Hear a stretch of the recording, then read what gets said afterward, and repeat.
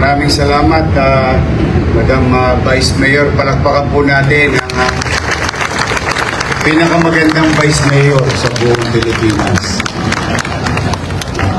Hindi po ako pinakamagaling. I am just one of those. Who is trying to do our job for our people. To the sangguniang panglungsod at may mga bago tayong kasama sa administrasyon. Diyan si Maile Atienza, si Jong Isin, Karen Albarbar, Jeff Lau, at Papo Goso. Nadagdagan tayo ng 5 konsehal sa ating mga kasama sa pagtataguyod.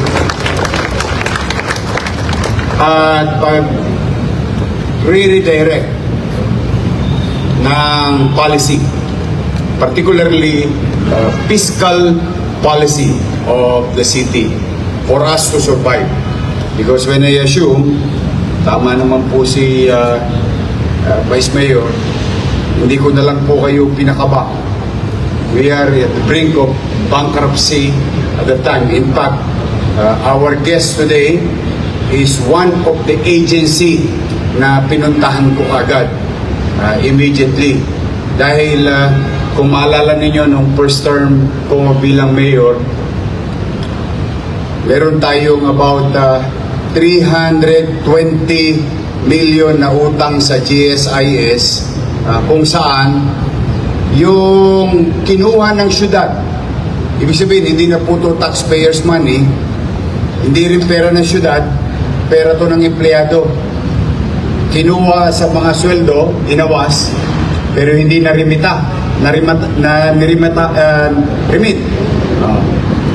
At yun ay umabot sa 320 million. At the time, nakiusap ako sa GSIS when I assumed 2019. Through some negotiation, it went down to 180 million para maging updated ang lahat ng empleyado ng lungsod ng Maynila. Kasi sa puso't isipan nyo, updated kayo. Kasi kinaltas na eh. Kaya lang hindi ni-remit ng inyong pamahalaan. Bagamat nagkaganon,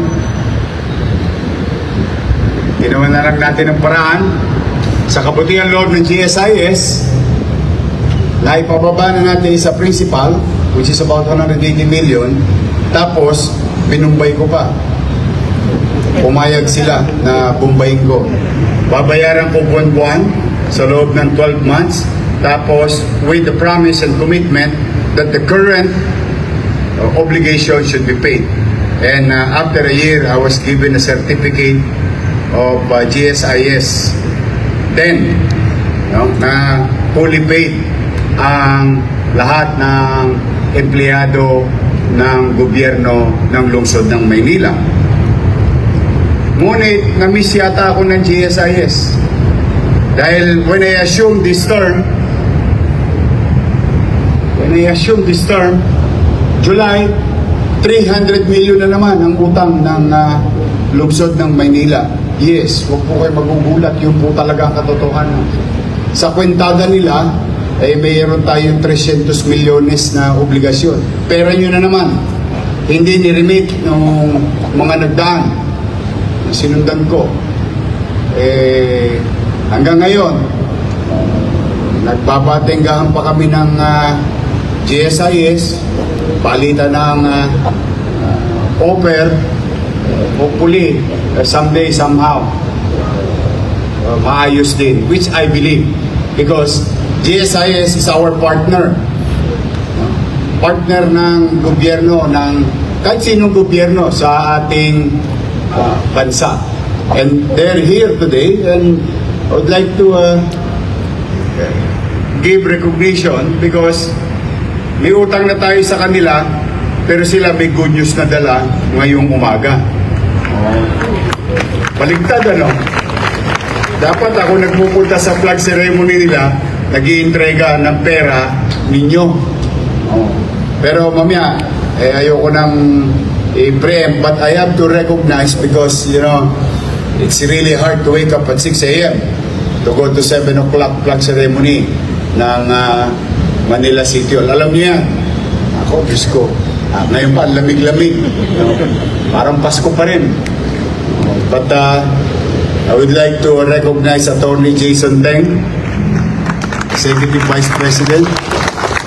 Lea Melissa D. De Leon, Senior Vice President. Eric G. Bundak, Vice President.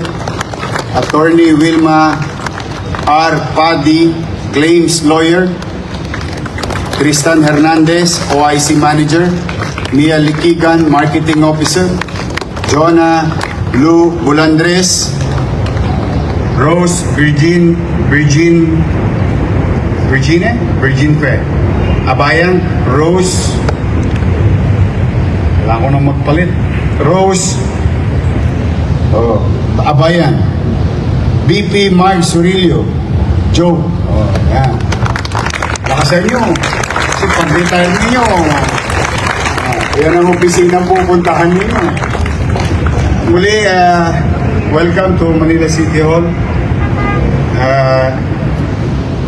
Please extend our gratitude to our General Manager, Jose Arnulfo Wick Veloso. Talaga po, hopefully, cross finger, mapagbigyan tayo. Kasi,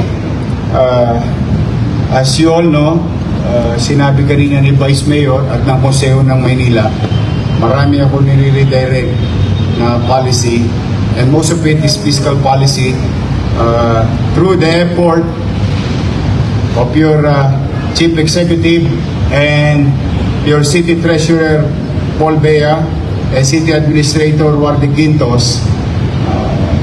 We may have a good redirection of obligation from Land Bank of the Philippines and Development Bank of the Philippines. We may sign a new agreement with them, not taking loans, but fiscal ease for the city. And it's been ongoing for the past so many months. Pagkaganon man, ako nga, sabi ko sa inyo, nagpapasalamat ako sa Diyos na nakatawid tayo ng 2025. Now we are going to face another year of challenging fiscal situation, but rest assured, pumanatag kayo, kahit na tayo gipit na gipit, pipilitin kong iraos ang ating lungsod, partikular ang ating mamamayan, at siyempre, hindi naman tayo pwede maging magaling sa kapitbahay natin kung pabaya naman tayo sa loob ng bahay natin. So I'll make sure that things are in right order, priorities, and programs. But for the meantime, I would like to thank the entire City Council for supporting our directions, policies, and visions. Thank you very much. Si Attorney Hans, yung pinakabatang sekretaryo ng Konseho ng Maynila, is my classmate in law school. I'm happy for him. He became lawyer. Marami sa mga kabads ko, puro lawyer na. Congratulations, Hans. Now, going back to you. Sabi nga, back to you. Good morning. Good morning. Napakahirap maglingkod at bahagi ng pamahalaan. Maglingkod sa taong bayan. Because, you know, una, office politics. Pangalawa, hindi ka masyadong kursunada ng supervisor mo. Pangatlo, may problema ka sa buhay. Lahat siguro, normal na problema, no? Plus the fact that it's really hard. Kailangan mahalin mo ang paglilingkod sa bayan. Yung tsape, incidental lang at kailangan. Pero sa totoo, para magtagal ka at manatili ka with all the stress, is you love giving and doing public service. And hopefully, pagkayari at tiklop ng araw, meron ka namang makikita sa iyong pinagsikapan na paglilingkod through the years. And a few weeks ago, I think a few months ago, you heard it already, that a lot of people retired and did not get their retirement on time. Dami. Nag-release tayo din dito. But because of that simple act that we did, no, lalong lumakas ang loob ng ibang nagretiro. At in fact, marami sa kanila matagal na nagretiro. Siguro, I don't know the reason, but I'm pretty sure, sigurado ko, hindi na ibigay sa kanila yung marapat na sa kanila na bagay na pinagtrabuhan nila katulad ninyo. Now, today, New Year, January, galing lang natin sa Tosgas. Tosgas na naman tayo. But because I made a commitment to each and every one of you. Remember last flag ceremony, anong sabi ko? I will give what is due to you. And thanks to Attorney Paul Bea and the entire Accounting and City Treasurer's Office for doing the paperwork. No? And today, I would like to announce, despite bagay may sundo naman kayo sa Akisi. May tabi ko na. Paul, di ba Paul? May sundo sa Akisi, Paul? Pero. Huwag kayo masyado ko ba kasi malaki itong perang. Despite of the fiscal situation of the city, and we continue to resuscitate our fiscal situation. Today, your city government will release 42.6 million pesos.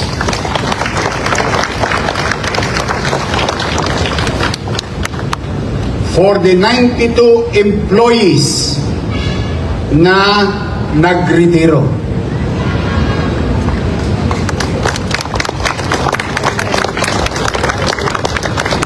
Parang gusto niyo na magretiro. And I would like to call everyone here in the stage, all our retirees. Pwede bang habang sila ay nasa entablado, papunta sa entablado, palakpakan nyo naman sila.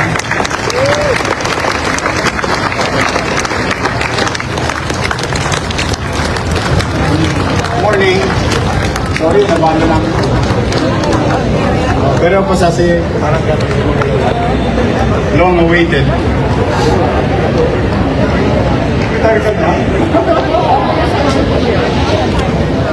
Eh, iba rito, 31 years, 36 years, 19 years, 20 years.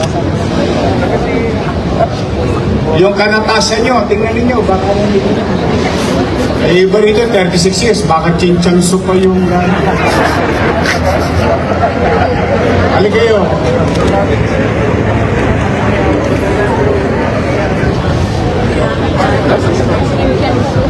Dito, sa Wakali.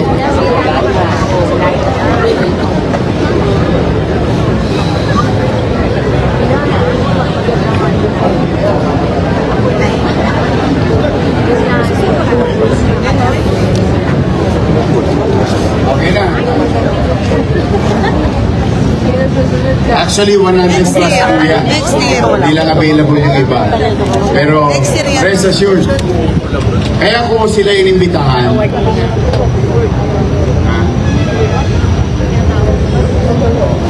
In our own little way, today, in this flag ceremony, let's make this memorable.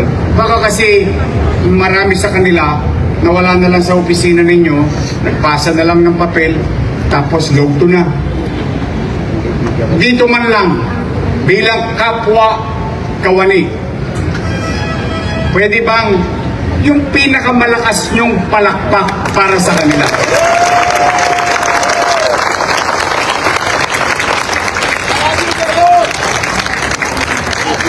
Love you.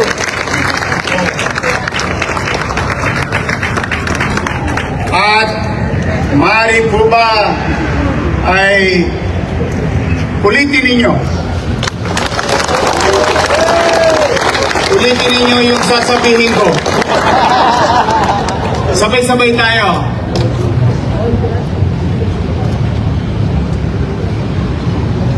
Sa inyong lahat, na nasa harapan namin, na kapwa namin naglingkod sa bayan.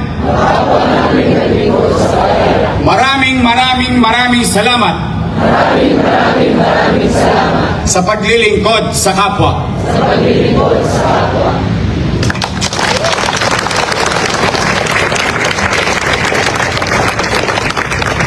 Thank you for your service. Okay, meron lang ako special mention.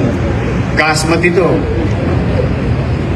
Every mo, si Doktora Maripas Aguilar. Sino? 2,587,000. Wala. Sana all.